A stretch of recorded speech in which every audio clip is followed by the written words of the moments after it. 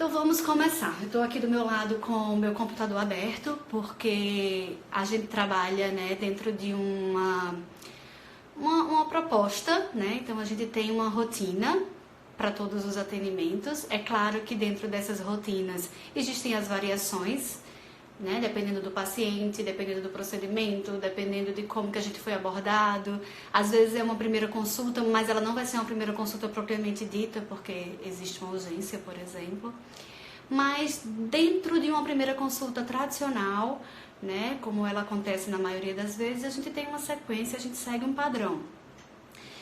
E dentro desse padrão existem muitas variáveis, né? Então tem muita coisa que a gente pode conversar e que a gente pode discutir, né? Então a gente tem esse procedimento operacional padrão, que é ele que eu tenho aqui do meu lado no computador, para que eu não esqueça de nenhum detalhe, para que a gente possa abordar todos os temas. Então, assim, quando a gente fala de primeira consulta, né? E só dar boa noite aqui para quem está chegando depois, a gente já iniciou, tá? A gente já está começando a falar sobre essa primeira consulta no domicílio.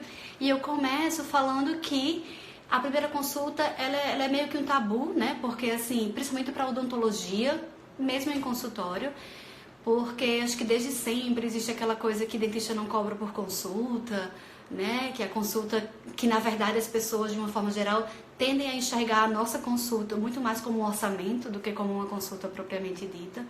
Mas isso vem mudando, né? Eu acho que vem mudando graças a nós, né? Que transformamos a nossa primeira consulta em uma real primeira consulta, né? Tem professor que brinca dizendo assim, que tem que ser um show, né? Que tem que ser um espetáculo, que não é mais aquela consulta que a gente passa 5, 10 minutinhos, que faz um orçamento e que o paciente sai, né? Hoje a gente passa uma hora e pouco, mesmo em consultório, fazendo uma primeira consulta. E no home care, então, nem se fala, né? A gente gasta um tempão mesmo para fazer uma consulta de verdade, uma consulta que aborde tudo que é necessário para esse momento, né? Então a gente vai preencher toda a ficha, preencher toda a anamnese de um prontuário que precisa ser completo, né? Então quando a gente fala de medicações, quando a gente fala de exames de sangue que o paciente tem, quando a gente fala das patologias de base, né?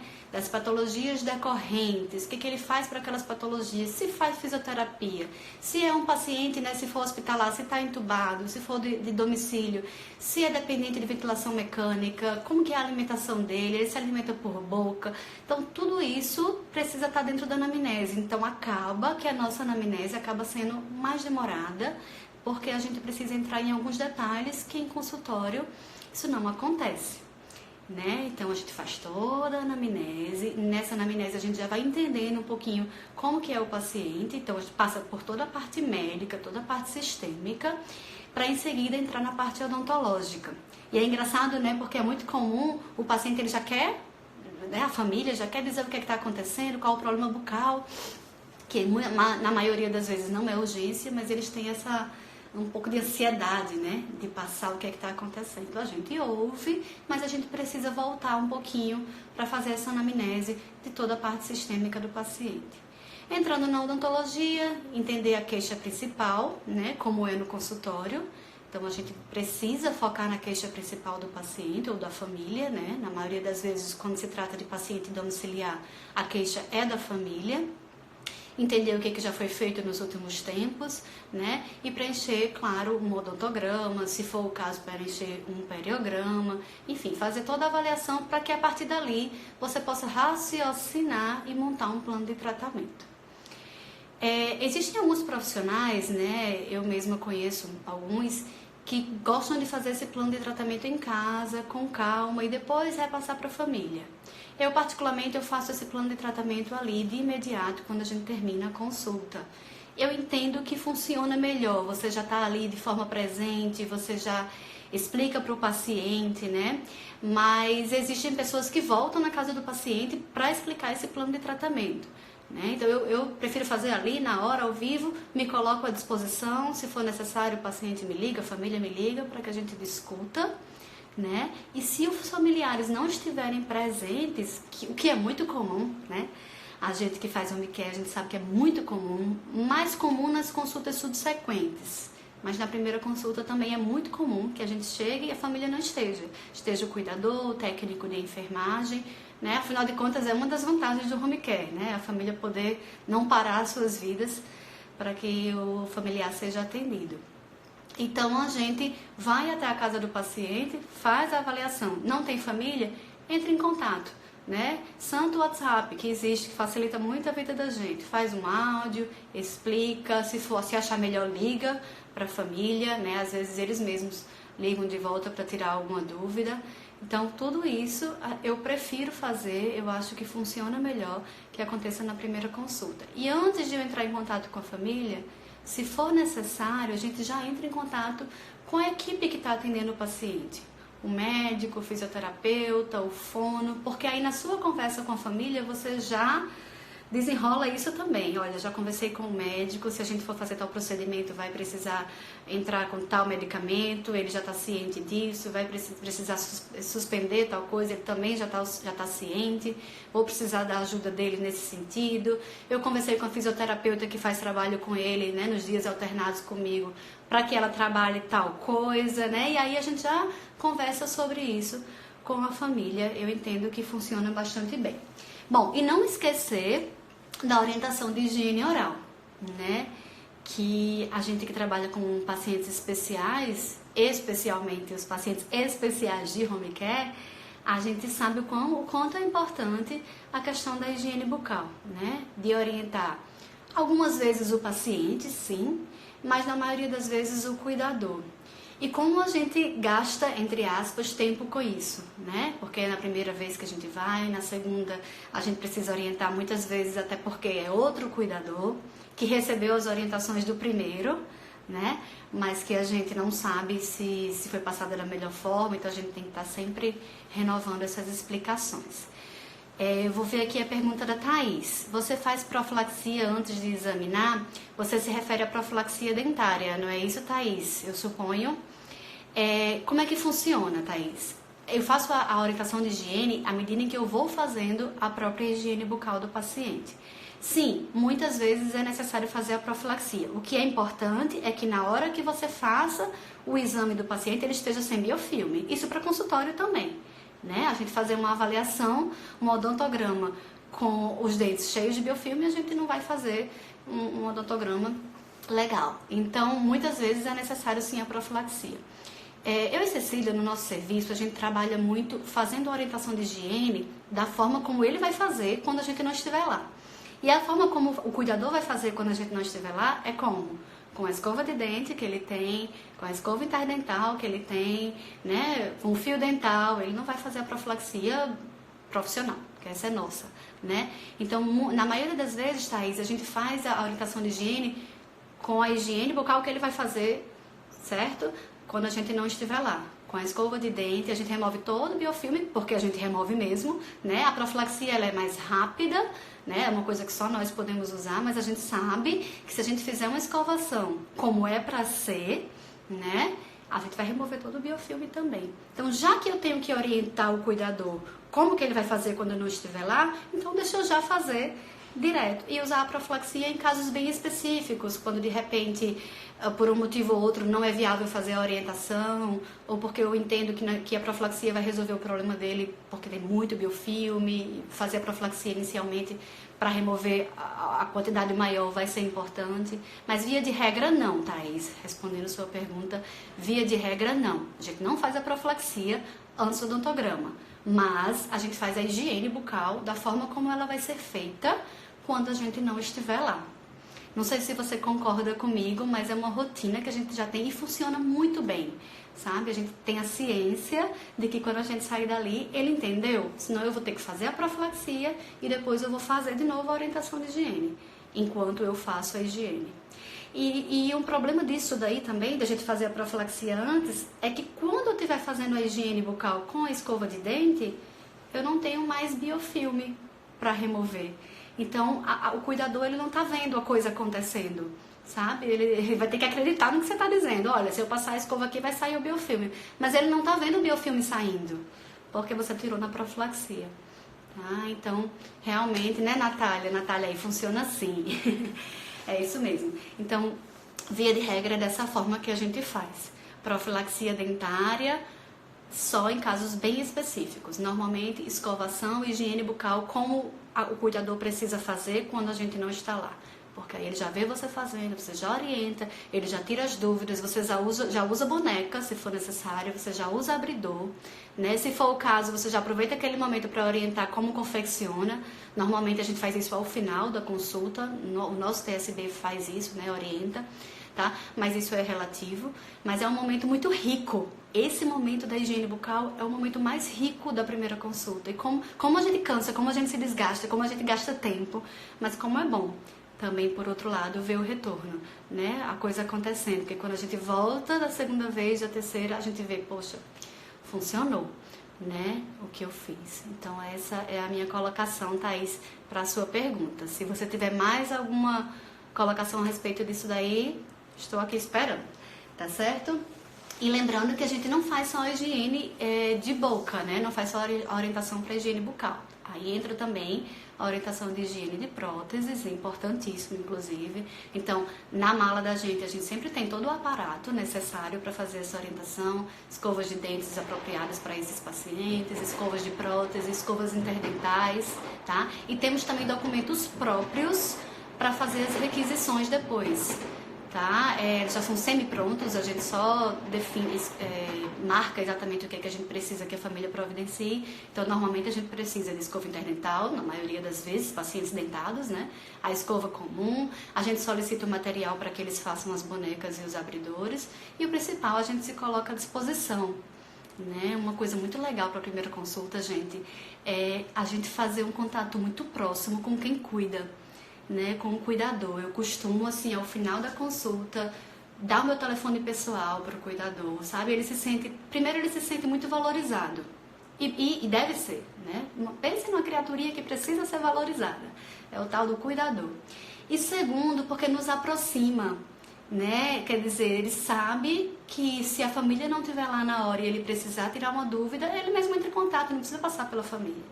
Então, meu WhatsApp é cheio de nomes de cuidadores para a gente poder se falar. Professora, pergunta do Paulo, uma dúvida, para o paciente edêntulo, como a senhora orienta a higiene oral? Para esses pacientes, né, para os pacientes edêntulos, a gente pula a etapa da escova, né, a gente não vai usar escova, né, não tem elemento dentário, mas a gente mantém a questão das bonecas, né, como todo mundo já sabe, a gente conversou bastante em um outro momento, em uma outra live, sobre o uso das bonecas. A gente evita abridor de boca nesses pacientes, mas se for necessário a gente usa. Por que a gente evita? Por causa da questão do trauma, né? Que o abridor de boca ele é feito para ficar entre elementos dentários. O paciente é dentro, a gente evita para não machucar. Mas se necessário, a gente usa sim. Tá certo? Então mantém as bonecas. Se for um paciente que bochecha, ótimo, ele vai fazer bochecho e tá tudo certo. Deixa eu ler aqui o que a Thaís colocou. Entendi, concordo com você. Eu faço a higiene após a avaliação, porque eu faço o plano de tratamento depois. Eu tiro foto para colocar no plano e mostrar à família a necessidade da higiene. Essa coisa da foto é excelente, Thaís. Especialmente para esses casos, que são a maioria, né? Que as famílias não estão no momento. A gente até teve a oportunidade de conversar sobre isso, né, em um outro momento, de a gente fazer um documento próprio, encaixar nesse documento as fotos, enviar por e-mail ou enviar pelo WhatsApp, não as fotos separado, mas o documento, né, em PDF. Acho que é bem legal, torna a coisa mais séria, aproxima a gente da família, né, quer dizer, a gente entra em contato via e-mail, entra em contato via WhatsApp, é bem legal essa ideia da foto. É por aí mesmo. Bom, e se tratando de home care, a gente tem um detalhe, né, que é bem diferente do consultório, que é de nada, Paula, que é a questão de onde atender esse paciente, né? No meu consultório ele tá lá, tudo montadinho, ele vai sentar, eu já sei qual a cadeira que ele vai usar, eu já sei onde eu vou me posicionar. E no home care tem essa questão de onde que eu vou atender esse paciente. Então, às vezes, a família está meio perdida. Quando a gente chega, onde que vocês querem atender? Sabe? Ele está ali, mas eu posso levar ele para o quarto, posso levar ele para a sala. E normalmente, para a primeira consulta, pede que a família coloque o paciente no local onde ele se sente confortável, na cadeira onde ele costuma ficar a maior parte do tempo, enfim, onde ele se sente bem, né? E a gente se adapta, né? Eu brinco, eu digo, a gente precisa se adaptar mesmo, né? Precisamos ter as costas firmes, né? A coluna fortalecida, então temos que fazer musculação e tal, porque a gente precisa se adaptar à condição do paciente. Se a gente perceber que aquele não é o local ideal por um outro motivo, aí a gente vai sugerir que a gente faça a segunda, né, o procedimento da segunda vez em um outro local. Então, por exemplo, o paciente fica muito num sofá assistindo televisão, ele gosta muito dali, vamos atendê-lo ali. Mas aí você viu que a posição para você chegar perto dele é muito complicada, enfim, não ficou uma coisa confortável, acabou que a mesinha onde está todos os seus instrumentais ficou um pouco longe. Então vamos pensar numa segunda opção, porque de repente a família não colocou ele no leito, não colocou ele na cama, porque achou que para você era melhor ele sentado. Né? Então eu acho que essa primeira consulta ela nos orienta nesse sentido. Onde que eu vou atender o meu paciente? Precisa ter boa luminosidade, o espaço, precisa ser um espaço limpo e a gente tem que jogar muito limpo mesmo com a família em relação a isso. Afinal de contas, a gente está ali cuidando de uma pessoa que com certeza eles querem muito bem. Então é importante que seja em um lugar limpo, arejado, né? Às vezes é um lugar muito quente, a gente vê que o paciente está passando calor, enfim, então a gente pode orientar a roupa também do paciente. É tão interessante, né? Porque muitos idosos, para eles, é um evento, né? Nos receber. Então é um paciente que não faz muita coisa, não tem... O dia a dia dele é sempre a mesma coisa, acorda, enfim, come, assiste televisão, dorme. Quando diz que a dentista vai chegar, ou o dentista vai chegar, ou o médico vai chegar, então para ele é um evento. Então, muitas vezes, 3, 4 dias antes da gente chegar, ele já está falando nisso, né? Quando é um paciente que ainda se comunica, que tem a cognição preservada. Então, às vezes, a gente chega para atender o paciente e ele está super chique. De sapato, na beca, todo arrumadinho, inclusive passando calor, né? E a gente elogia, diz que ele está muito bonito, mas que ele pode se sentir à vontade da próxima vez, que, sabe, pode colocar um chinelão... enfim, não precisa, né? Porque até isso a gente tem que levar em consideração. Então, luminosidade, ventilação, acesso à eletricidade, né? A gente precisa de tomada. É bem verdade que todos os equipos a gente precisa ter uma extensão grande mesmo, porque a gente não sabe o que é que a gente vai encontrar, né? De repente a gente vai precisar ir para um lugar bem longe com a fiação, né? Então, são várias coisas. Então, repetindo, o tamanho para poder a gente ter espaço para colocar nosso equipamento, colocar nossa mesinha com os instrumentais, a limpeza do local, a luminosidade, um lugar com ventilação bom, com ventilação boa, o acesso à eletricidade, a questão da privacidade também, muitas vezes, e o conforto do paciente. Então, se a gente perceber que na primeira consulta existe um outro local que atenda melhor a isso daí, de repente é uma ideia de trocar de local, né? Que legal, gente. Mais gente chegando. Guedes, seja bem-vindo. Guedes, boa noite. Uma outra coisa importante para a gente conversar nesse primeiro momento e para a gente pensar é se esse paciente é realmente um paciente para home care. Será que é realmente? Será que ele não é um paciente que dá para a gente atender no consultório?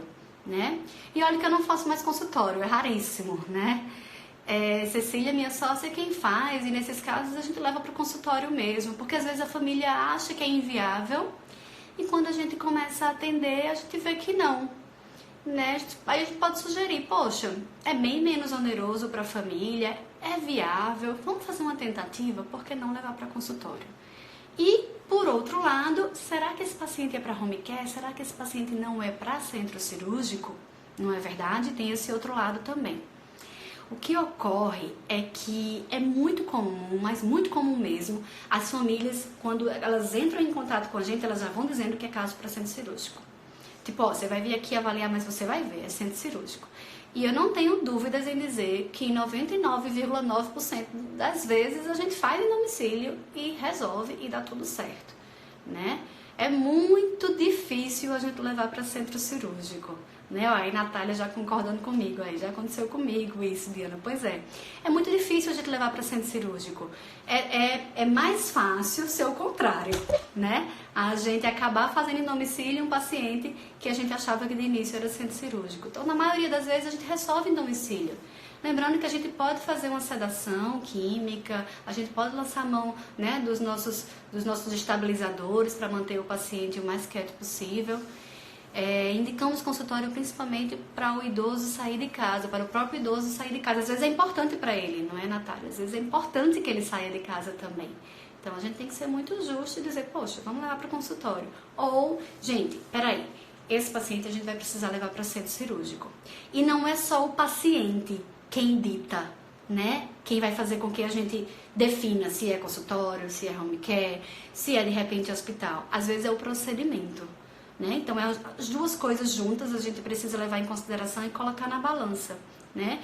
Tem paciente que é muito agitado, mas que a gente faz em domicílio uma restauração, que a gente faz em domicílio uma raspagem, mas que de repente a exodontia realmente precisa ser em hospital. Né? Na hora de avaliar, a gente fala, poxa, não, a exodontia precisa ser em hospital. A sedação química que a gente consegue dele, a mesma estabilização não são suficientes para eu manter a ideia de fazer em domicílio. Então, a gente precisa levar em consideração essas duas possibilidades. E isso a gente avalia já na primeira consulta. É claro que pode acontecer, na primeira consulta eu definir que é domicílio e nas consultas seguintes, né, a gente chegar à conclusão que não é para domicílio, que precisa levar para o hospital. Mas isso é bem raro, né? Bem raro mesmo. Então, a gente vai avaliando no decorrer, e por isso que é importante a gente começar pelos procedimentos mais simples. Né? Claro que em algumas situações não vai ter jeito, eu vou ter que começar pelo mais complicado, porque é a queixa principal, o paciente está com dor, eu preciso sanar a dor, eu preciso resolver. Mas algumas vezes apenas isso acontece. Na verdade, na maioria das vezes a gente começa pelo mais simples. Tem 3 exodontias para fazer? Faz a mais simples primeiro, vamos sentir o paciente. Né? São 2 elementos vizinhos para fazer extração, não prometa a família que vai fazer as 2. Tá? Fala que você vai fazer uma e que se você vir que é viável, foi rápido, foi um procedimento tranquilo, de repente você faz até a segunda, né? Se não tiver nenhuma outra contraindicação.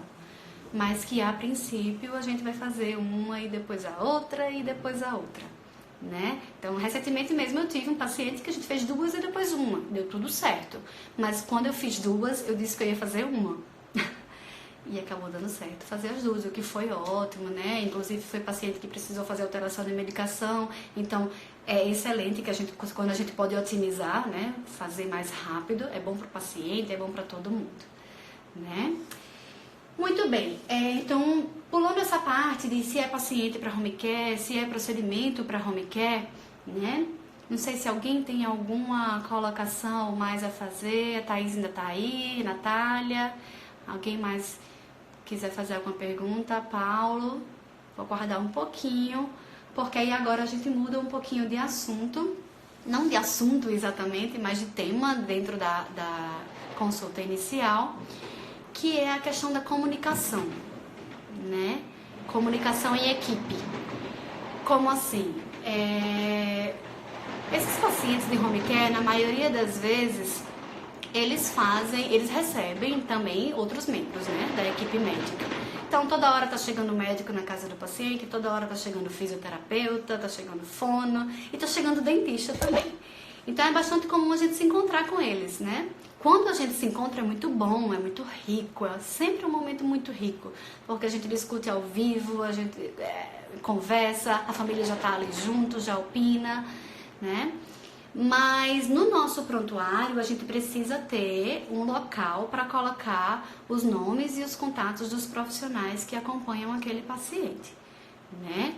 E se for o caso, entrar em contato já na primeira consulta. Lembra que eu falei que quando a gente entra em contato com a família no final da consulta, para passar o que foi feito, para passar as orientações, para passar plano de tratamento, é bom que a gente já tenha feito esse contato. Às vezes a gente não consegue, né? Porque a gente liga, a pessoa não está podendo atender, e aí, enfim, o tempo passa, e aí a gente fica esperando, passa um WhatsApp, fica esperando que a pessoa retorne. Quando a pessoa retornar, a gente entra em contato com a família para dizer o que ficou decidido, né? Nesse ponto, o WhatsApp nos ajuda muito, né? Porque a pessoa responde quando pode, tá bom? Mas assim, vamos priorizar essa questão da comunicação, né, gente? Eu como professora, né, de graduação, assim, eu sempre falo, gente, a forma como a gente conversa, a forma como a gente fala, diz muito da gente, né? Então, assim, eu entrar em contato com o médico para dizer para ele assim, doutor, eu estou atendendo um paciente seu, eu queria fazer tal procedimento, o senhor autoriza?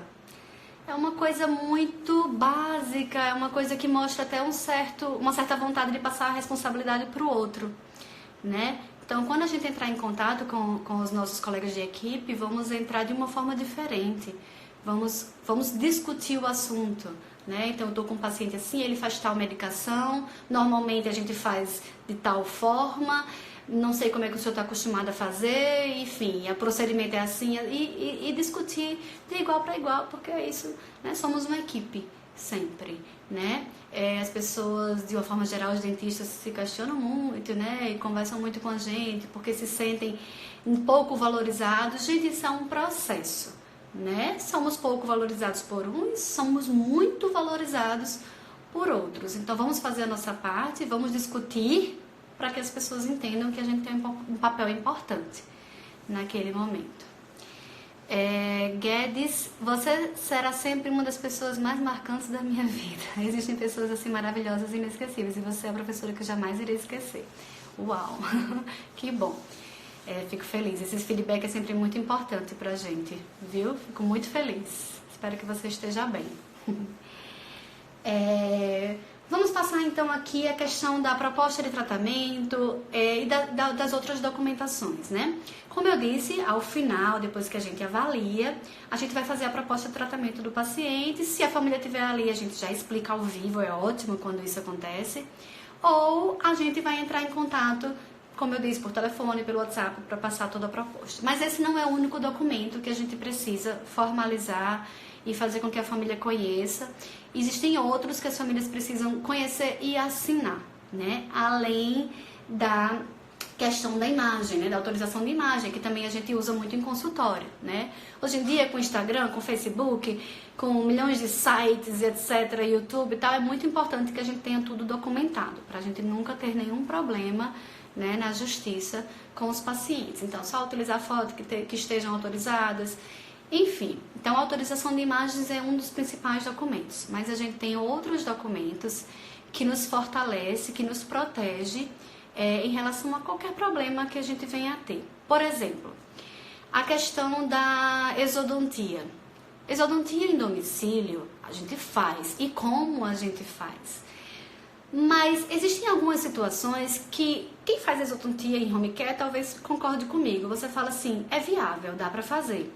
O meu motor é muito bom, né? A gente tem um torque excelente, mas o nosso sugador não é essas belezas todas, né? E eu suponho que vai dar tudo certo e vai dar tudo tranquilo.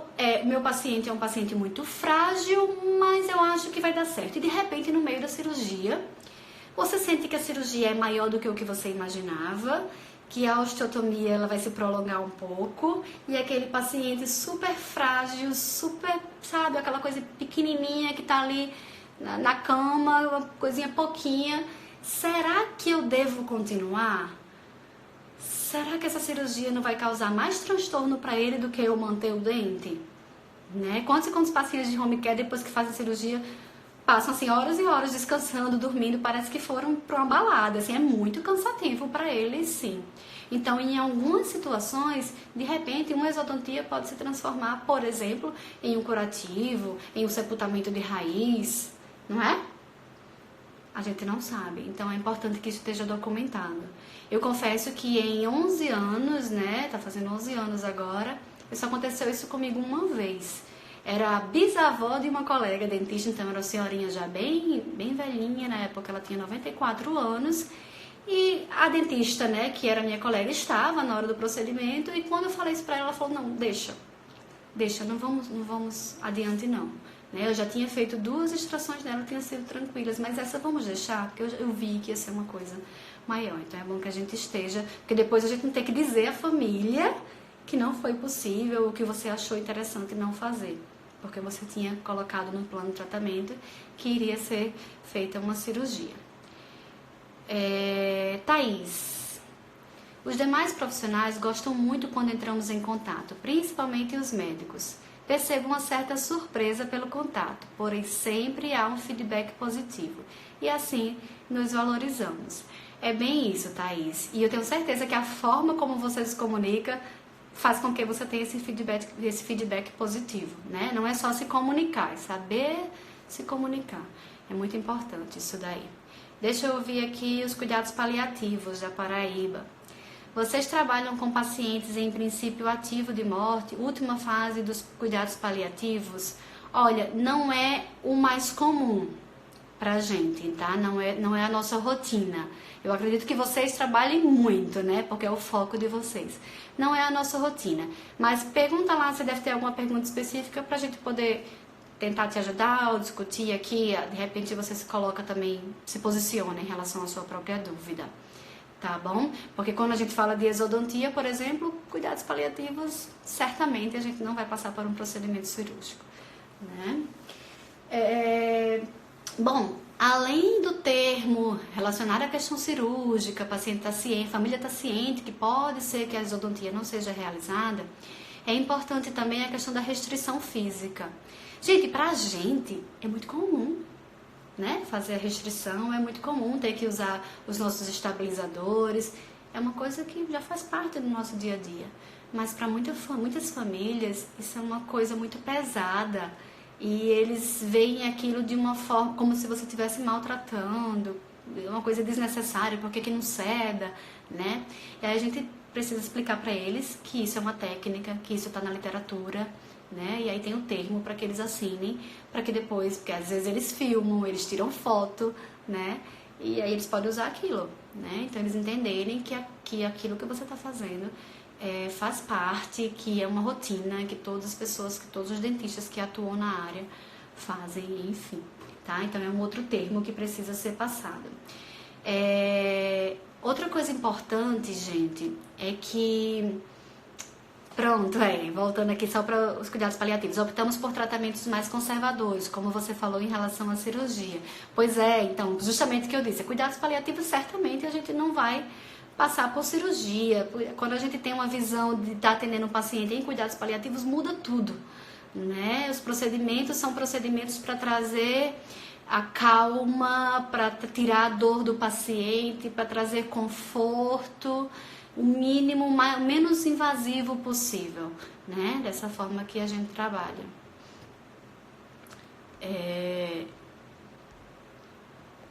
A Almi está escrevendo aqui, Almi, eu só estou recebendo assim, Diana, tem várias situações que a exodontia é realizada em... E aí eu fico esperando você continuar a digitação, tá bom? Prazer ter você aqui, viu, Almi? Muito legal. Bom, em relação aos procedimentos cirúrgicos ainda e de prótese também, na verdade todos os procedimentos de uma forma geral, vem a questão da radiografia, né? Do raio-x. A gente não faz radiografia, né? Já foi motivo de bastante discussão e a gente sabe que de fato a gente entende que de uma forma geral não é viável, não é possível se fazer a radiografia em domicílio. E aí a família precisa entender que muitas vezes a gente vai ter que lidar com essa limitação de atender o paciente, de fazer o plano de tratamento sem a radiografia. Então é outro documento que ele precisa assinar. Ou assumindo que vai levar o paciente para fazer a radiografia no local adequado, ou assumindo os possíveis riscos de precisar de outros procedimentos depois, ou de mudar o plano de tratamento no decorrer dos nossos procedimentos. Tá certo? Então, esses são os termos que são necessários. E aí, gente, a gente entender também quando que a radiografia é realmente necessária e quando que ela é dispensável, né? Na verdade, se a gente pensar em toda situação, a radiografia é sempre bem-vinda. Mas existem algumas situações que elas são indispensáveis, né? E como lidar com isso, né? Será que é o caso de a gente realmente fazer em domicílio, nesse caso em específico, uma radiografia? Será que é o caso de conversar com a família para, nesse caso em específico, a família levar? E aí tem aqueles transportes, né? Os carros para fazer transporte de paciente, cadeirante, paciente acamado, ou vai de ambulância, se for o caso, e a gente avaliar essas condições. Alguma colocação, gente? Alguma pergunta? Uma coisa que a gente vem passando, assim, que é legal falar, não só para a primeira consulta, mas na primeira porque a gente ainda não sabe o que vai encontrar. A gente está vivendo uma época de muita violência, né? De uma forma geral, no país todo. Aqui no nosso estado está uma coisa realmente muito, muito difícil. Todos os dias são muitas notícias, né? Ruins. E aí a gente se preocupa um pouco de onde estacionar. Na maioria das vezes a gente consegue colocar o carro para dentro da casa da família, para dentro do condomínio, mas às vezes isso não é possível, né? Além disso, tem a questão de como você levar a mala mesmo do seu carro, o seu equipamento do seu carro, até a cama do paciente, até o quarto do paciente. Às vezes precisa subir a escada, às vezes não tem quem ajude, é você e o seu auxiliar. Então são às vezes uns perrengues que a gente passa, né? Eu particularmente, quando eu vejo que não tem como entrar com o carro, não tem como estacionar muito perto, eu paro em frente, hospitais, por exemplo, paro em frente, meu auxiliar desce com todo o aparato, inclusive com minha bolsa, né? Eu me sinto mais segura dessa forma e eu vou estacionar e venho a pé. Quando termino, eu faço a mesma coisa, eu vou buscar o carro e venho buscar ele. Às vezes a gente dá uma volta a mais, demora um pouquinho mais, mas a gente precisa passar por isso, né? Outra coisa, gente, enquanto vocês vão pensando aí nas perguntas e nas dúvidas, ou até mesmo nas colocações, é importante que a pessoa que vai atender o telefone, a pessoa que vai conversar com o familiar pela primeira vez para fazer o agendamento, precisa ser uma pessoa, vamos dizer assim, desenrolada, né? Que primeiro que tenha uma voz presença, né? Uma voz, uma boa impostação de voz, que tenha uma boa educação, que saiba falar, né? Eu estou dizendo isso porque a gente já conversou com várias pessoas que atuam em home care que tiveram dificuldades com isso, né? E como a gente fala, é o cartão de visita, né? A primeira vez que a família entra em contato, vai conversar com essa pessoa, né? Então é importante que essa pessoa tenha uma boa impostação de voz e que pegue todas as informações para esse primeiro momento. Vou só ler aqui o que o Almir falou, para a gente dar continuidade. Diana, tem várias situações que a exodotia é realizada em cuidados paliativos, inclusive na fase final de vida. Prazer é meu, está muito bom. Sim, perfeito. Eu acredito, Almir, que você faz bastante, né? Paliativo. A gente faz bem menos. E os poucos que a gente faz, realmente, praticamente não entra com os procedimentos mais invasivos. Mas é bom ouvir o seu relato, né? De que você faz, inclusive nessa fase final. Se tiver mais alguma colocação, Almir, para fazer, fique à vontade. Tá, joia? Mas estávamos falando dessa coisa de preencher a ficha. Então é importante que quando a família entrar em contato, ela já possa, o TSB já possa preencher os dados iniciais da ficha. Então, nome, telefone, endereço, quem foi que indicou o serviço é bem importante, né? E aí, no nosso serviço, a gente deixa os 3 telefones disponíveis. O telefone do serviço, propriamente dito, que é um telefone celular, mas que fica na nossa clínica, que também, né, obviamente tem o WhatsApp, e os 2 telefones, né, os das dentistas, o meu e o de Cecília. A marcação, normalmente, quem faz é o nosso TSB, ligando para o número da clínica. E aí, eu e Cecília, a gente recebe muito telefonema para tirar dúvida. Às vezes, a família está muito angustiada e quer dividir um pouquinho, ou quer passar, não vai estar no dia da consulta, quer passar alguma orientação, quer discutir alguma coisa antes da gente ir. E aí a gente recebe, conversa e tal. A gente também pode fazer marcação. Eu não sei como que vocês trabalham essa questão da marcação no serviço, né, de quem já trabalha com home care, mas a gente faz a marcação por aplicativo. Então o aplicativo está nos 3 telefones, qualquer um de nós pode fazer a marcação e o outro vai ter acesso depois, né? A gente tem dias fixos para atender esses pacientes do home care, tem horários fixos. E quando há necessidade de fazer o atendimento a um outro paciente que de repente só pode em um dia que não é da nossa marcação, né? A gente sempre tenta agilizar para que seja feito o mais rápido possível. Mas é bem verdade, né, gente? Eu acho que vocês concordam comigo que é muito comum o paciente, né, a família, quando entra em contato, dizer se tratar de uma urgência E na maioria das vezes, mas na maioria mesmo, não é. Claro que tem os abscessos, né? Tem aquelas odontalgias importantes, mas às vezes é um sangramento gengival, uma gengivite que já vem de um tempo, que dá para esperar até amanhã, só que a gente não sabe, né? Então a gente, quando a família fala que é urgente, a gente trata aquilo com urgência e tenta atender a família o mais rápido possível. Tá certo? Bom, tem outras coisas que a gente poderia conversar hoje, né? Acho que é um mundo esse momento da primeira consulta, mas eu vou deixar para um outro momento, pra gente não se esticar muito, né? Não ficar aqui durante muito tempo falando numa live. Eu queria saber se tem alguém mais que queria fazer algum comentário, né? Todos são muito bem-vindos, tá? Como eu disse, é um momento de discussão mesmo, de colocações, né? Que às vezes a realidade de um não é a realidade de outro. Mas queria deixar vocês bem à vontade para fazer perguntas. Cuidados paliativos, muito esclarecedor. Legal, que bom, que bom.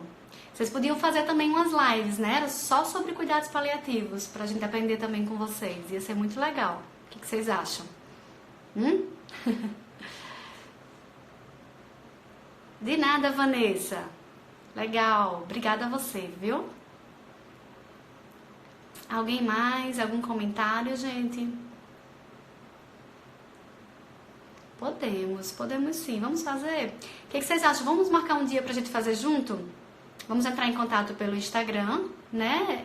E a gente combina pra fazer uma compartilhada. O que vocês acham? Vamos combinar? Já gostei. Vamos conversar um pouquinho com cuidados paliativos, sobre cuidados paliativos com alguém que trabalha todos os dias com cuidados paliativos. Vai ser muito bom. Nunca fez, Almi? Vamos combinar uma também? Vamos escolher um tema bem legal pra gente fazer? Sim, vai ter um simpósio, eu tô sabendo, de João Pessoa. A Glorinha tava falando sobre esse simpósio. Muito legal. Muito bom. Vamos combinar sim, né? Então, como eu tinha falado no início, essa proposta, né? Essa proposta de rotina, né, de como atender o paciente na primeira consulta, ela faz parte do nosso procedimento operacional padrão e junto disso todos os documentos, tudo isso a gente discute sempre muito nos nossos cursos, né? Recentemente, agora em setembro, a gente teve o segundo curso, né, de odontologia domiciliar, que a gente foca tanto na parte do atendimento como na parte de gestão, né? É um momento. Nossa, foi muito bom, foi muito rico. Tivemos 15 alunos com parte prática, né? Fizemos atendimento numa instituição de longa permanência aqui da região e foi bastante rico, né? E aí, esse é um dos momentos mais ricos, talvez, que é o momento que a gente discute o passo a passo de como fazer o atendimento ao paciente. É o momento que a gente discute a ficha clínica do começo ao fim. E é interessante que quando a gente acha que está tudo perfeito, sempre está surgindo uma nova demanda, uma nova ideia. Sempre tem um aluno que fala, vamos colocar tal coisa, acho que é legal, vamos inserir isso. Nossa, gente, muito bom. Eu também adoro, viu, essa troca. Alguém falou aqui, eu adoro essa troca, eu também adoro o Home Dental Care, né? Jéssica, de onde você é, Jéssica? Qual o valor da primeira consulta na sua região? Olha, a gente não tem problema nenhum em falar sobre valores. O valor da primeira consulta pra gente aqui é R$250, certo? Nós não temos procedimentos nesse valor. Nossos procedimentos têm valores bem acima disso, né? Tem um valor mais ou menos fixo acima disso. Mas a nossa consulta, a gente entendeu que se a gente cobra acima disso, assusta muito. Qual é a ideia? R$250 a família chama, porque entende que é um valor, né, razoável. E aí, na primeira consulta, é necessário que o espetáculo aconteça. Né? Eu tenho certeza que todos aqui fazem espetáculos belíssimos. Porque se você não faz esse espetáculo, se você não mostra que você veio ali para resolver o problema do paciente, que você entende daquilo, que você sabe discutir aquilo, que você não passa segurança, quando você falar o valor do procedimento, eles não vão se interessar. Mas aí quando você fala o valor do procedimento, depois de eles entenderem que o seu serviço é sério, que você trabalha bem, realmente eles chamam. Aqueles que não chamam é porque não iam chamar de forma alguma, e a gente também não tem a pretensão de que todos que façam a primeira consulta chamem a gente para fazer os procedimentos depois. Não é verdade? Natália, participei do primeiro. Natália foi nossa aluna no primeiro curso. Aliás, uma aluna top de tudo. Thaís, Diana, nessa primeira consulta, tendo o procedimento, você cobra também ou já está subentendido no valor da consulta? Olha, Thaís, normalmente quando a gente vai fazer a primeira consulta, a gente já leva alguma coisa pensando em algum procedimento. Pelo menos material instrumental para raspagem e restauração a gente já leva, porque sempre existe essa possibilidade. É claro que primeira consulta para a gente fazer procedimento não é todo mundo. Por quê? Não é nem por falta de tempo, que às vezes é também. Mas porque às vezes o paciente precisa, a gente precisa entrar com antibiótico, por exemplo, é um paciente com risco de endocardite infecciosa, ou é um paciente que precisa fazer terapia antibiótica, já está com a infecção instalada, ou é um paciente que vai precisar de uma radiografia, ou é um paciente que vai precisar de uma sedação química, enfim, alguma coisa pode fazer com que você não possa fazer naquele momento. Mas se a gente puder e a gente tiver com o instrumental ali, tem tempo para isso, a gente faz sim.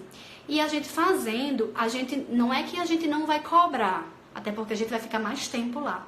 Mas a gente não cobra o valor da consulta e o valor do procedimento. A gente sempre consegue fazer um valor mais condensado, certo? Eu acho que é justo, né? Você tá ali já, você não vai voltar, não vai ocupar um outro horário. Então, eu acho que é justo, a gente consegue condensar. Não vai gastar tempo montando, desmontando carro, etc. Né? Certo? Então, já fica subentendido. Não sei se você faz dessa forma. Tá bom, gente? Um abraço para todo mundo, uma boa noite, bons sonhos. Fiquem com Deus. Tchau, tchau.